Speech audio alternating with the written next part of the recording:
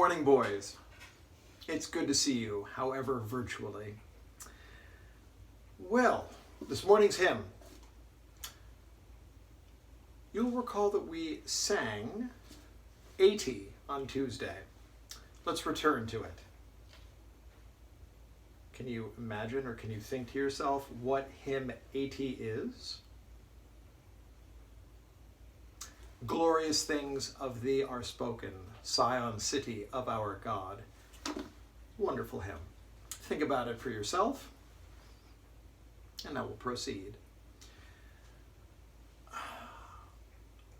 I remember when I would used to take boys to the computer room, how an enormous part of a class could be spent on trying to select just the right font and then trying to see how many different colors you could put on a Microsoft Word document.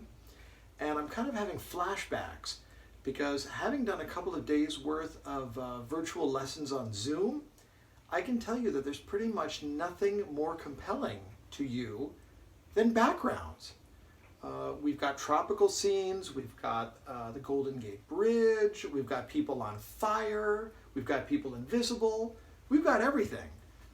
If you boys thought half as much about the work we're trying to do as the background you have, we would all be rocket scientists. Anyway, let me tell you a happy story. It's a story that I didn't get to tell you about before vacation because we ran out of time, but it's still worth hearing. I sent a boys' quiz out to be graded. You know, I hate grading things, so I sometimes send it out to a company that I use in Walla Walla, Washington called Easy Test Correcting.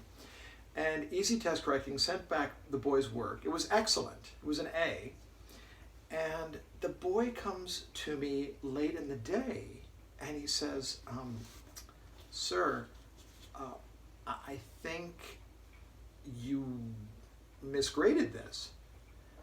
And I said, well, I didn't misgrade anything. Easy Test Correcting did the misgrading. And he said, well, okay, Easy Test Correcting missed something.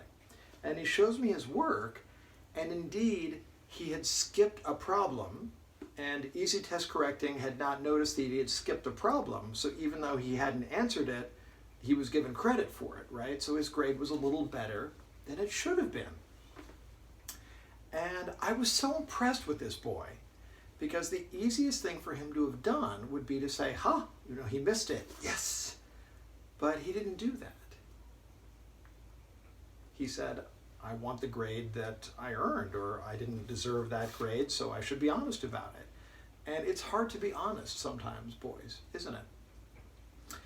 Those of you who are in Mr. Clavel's room, or were in Mr. Clavel's room last year, know that he has that sign on the wall, the one about integrity. Can you picture it? 5C boys and graduates of 5C. It goes something pretty close to integrity is doing the right thing even when nobody is watching. Something to ponder. All right, we are about to get off to work for the day, but before we do, we have a birthday in the middle school today, and I'm going to get it right today, unlike what I did yesterday for Bishop Tawby. So, today's birthday goes out to a 6th grader, and it belongs to Brandon Dubois. Happy birthday, Brandon. All right, to work.